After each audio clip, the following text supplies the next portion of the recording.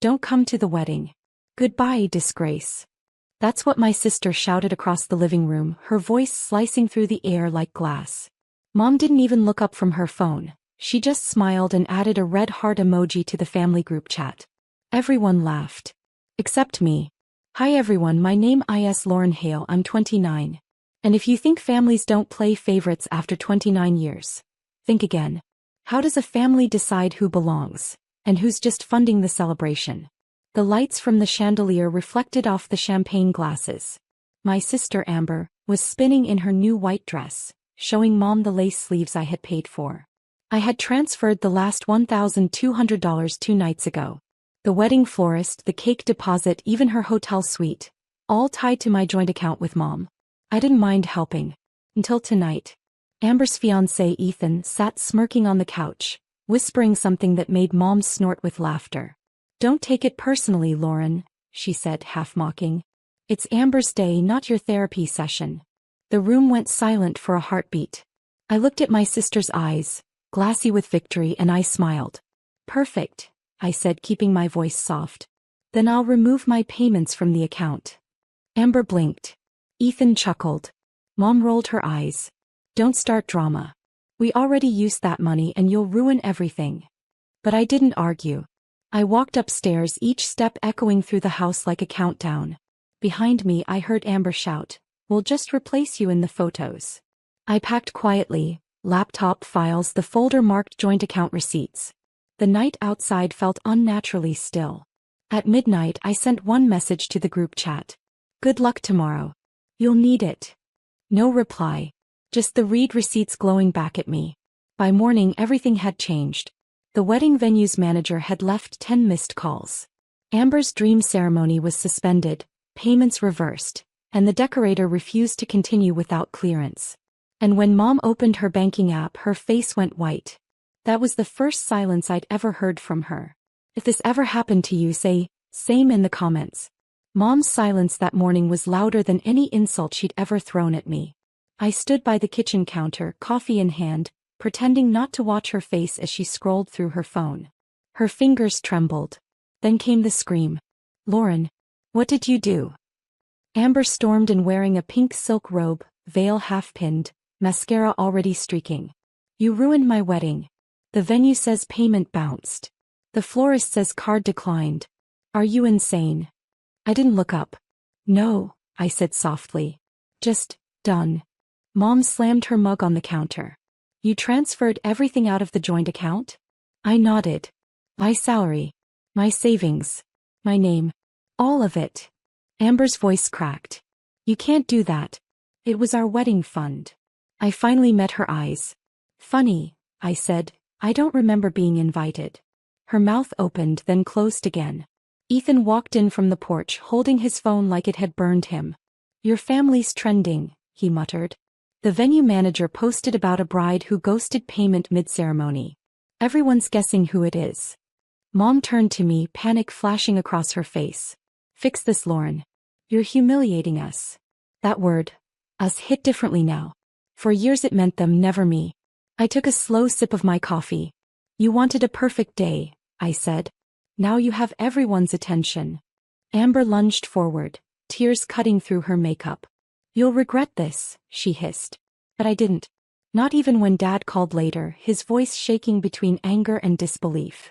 You couldn't let your sister have one happy day? She had plenty of happy days, I said quietly. They were all paid for with my unhappiness. That night I sat alone at my desk, scrolling through the group chat that had turned eerily quiet. No more heart emojis. No more jokes. Just silence. And in that silence, for the first time, I heard something honest. The sound of my own peace beginning. By afternoon my phone was buzzing nonstop. Missed calls, unread messages, screenshots of Amber's meltdown spreading through town. The florist posted a story. Always get your payments up front, even from family. The caption had a blurred photo of Amber's bouquet. Mom tried calling again, but I let it ring. I was sitting on my apartment balcony, the city hum far below, my hands finally steady. For once I wasn't their wallet. When I finally opened Mom's messages, they were chaos. You embarrassed us in front of everyone. Your sister's crying in the bathroom. "You'll never be part of this family again." And then buried between them, a single voice note. Her tone wasn't angry, it was desperate. "Lauren, fix this. Please. Your father's furious. You know Amber can't handle this kind of pressure. Just send the money back." I almost laughed. The same mother who once told me, "You were born to support others, not yourself," now needed me to rescue her golden child. I typed back, "Tell Dad I finally listened to him, I stopped being dramatic." Then I blocked her. The next day my coworker sent me a photo. Amber's wedding venue front gate locked with a handwritten sign taped on, "Cancelled due to fraud investigation." Apparently Ethan's company had used part of my transferred funds for their event accounts, triggering an internal alert. His boss called the police. The entire show collapsed. And that evening, as the sun set orange over the city, I got a final text from Dad. "You went too far. You'll regret this." Maybe. But I looked at my reflection in the balcony glass, calm, tired, alive, and whispered, "No, Dad. I finally went far enough." Below me, the streetlights flickered on, quiet witnesses to the first peaceful evening of my life. The next morning I woke to a knock on my door, 3 sharp taps, the kind that carry guilt. I opened it to find Amber standing there, wrapped in her robe, hair unbrushed, eyes swollen. Behind her, the hallway smelled faintly of her expensive perfume, the one I'd given her last Christmas. "You win," she whispered. "Happy now?" I stared at her, unsure if she expected pity or applause. "Amber, this wasn't a game." She brushed past me, sitting on the edge of my couch like she owned the place. "Ethan left," she said flatly. "His family thinks I embarrassed him.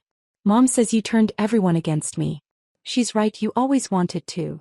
I sat across from her, feeling the weight of every memory that led here. The birthdays she stole the spotlight on, the job offer Mom talked me out of because Amber needed help with her wedding. "Amber," I said quietly, "I wanted peace.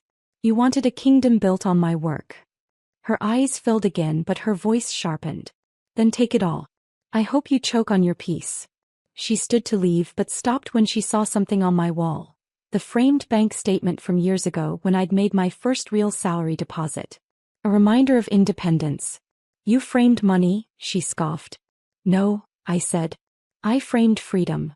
She didn't reply. She just walked out, slamming the door hard enough to rattle the glass. When the echo faded, I sat back down. My hands trembled, but not from guilt, from release. That evening I got an email from the venue manager. He thanked me for alerting them about the unauthorized transactions. Apparently, Amber had tried to use my name to reopen the booking. It was over. Officially. And yet, when I scrolled through old photos of us, matching dresses, summer trips, laughter frozen in time, something inside me ached. Maybe revenge doesn't always taste sweet. Sometimes it's just quiet. Days passed, but the tension didn't. It lingered in my apartment like the faint smell of old perfume. Every time my phone buzzed, my chest tightened, a reflex I couldn't shake. Then one evening an unknown number called. "Lauren Hale," the voice said. "This is Detective Morris with Financial Crimes. We're following up on a report filed by your mother, claims of stolen funds." I almost laughed. "She filed a police report?" "Yes, ma'am. But after reviewing the account, it seems you were the legal co-owner." His tone softened. "Honestly, you did nothing wrong.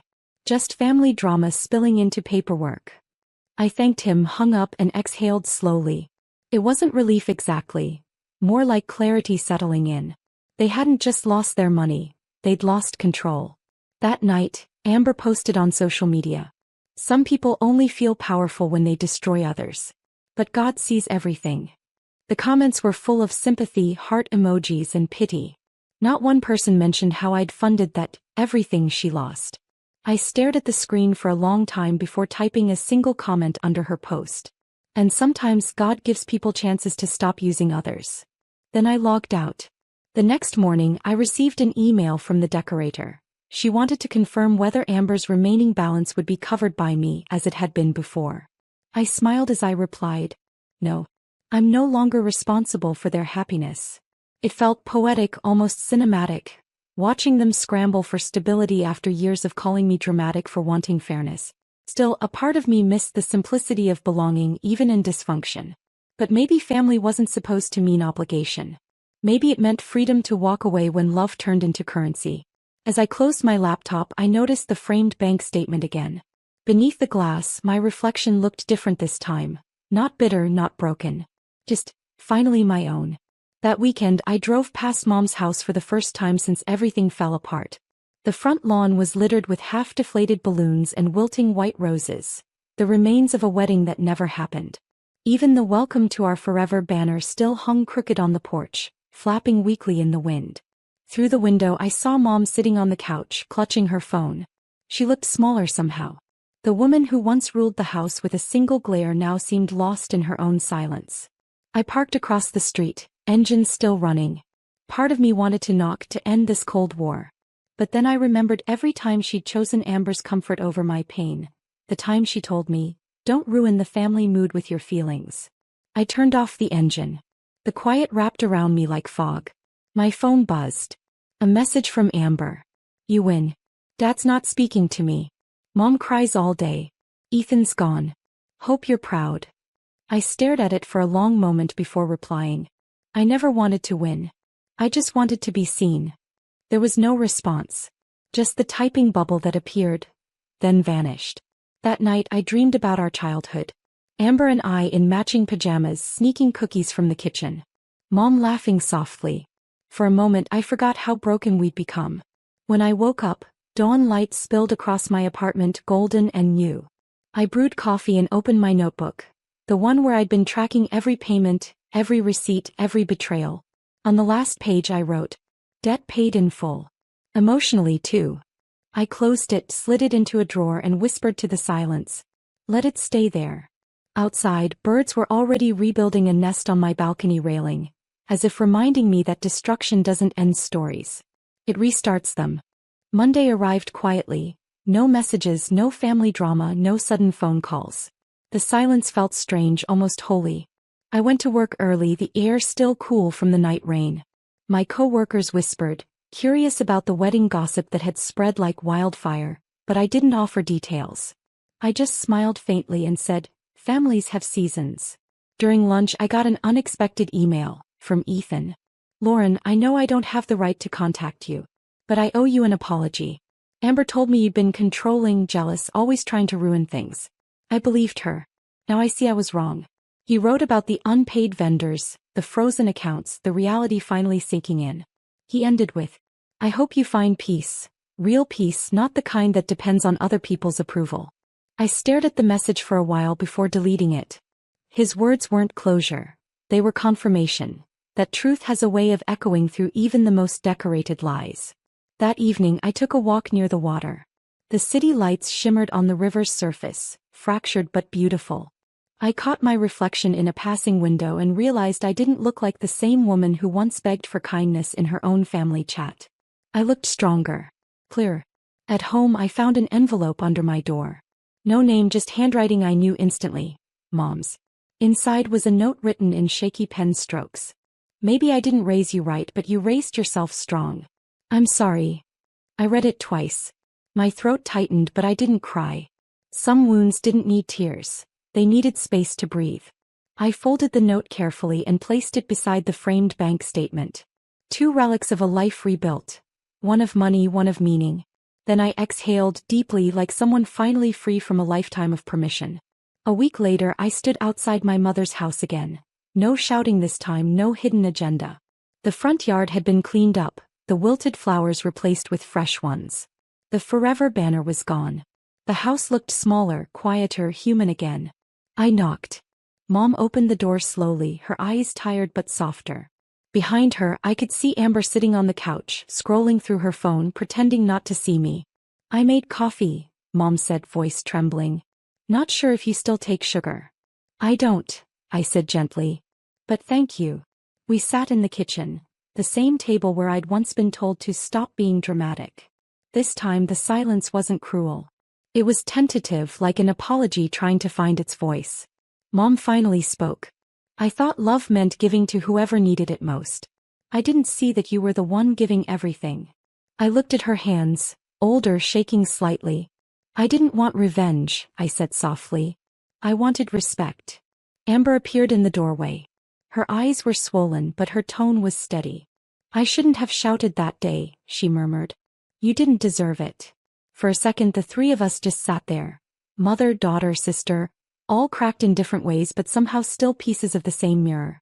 Outside, sunlight drifted through the kitchen window, landing on the counter where Mom's phone sat. The same phone where she'd once added that cruel heart emoji. This time she picked it up and deleted the family group chat. Then she smiled faintly. We'll start over. Just us. I nodded. That's all I ever wanted. When I left, I didn't feel triumph. Just peace. The quiet, heavy kind that settles after a storm. As I drove away, the wind carried the faint sound of birds rebuilding somewhere nearby. For the first time in years I didn't look back. Because sometimes revenge isn't about destruction. It's about restoration. Of self, of truth, of silence that finally feels safe.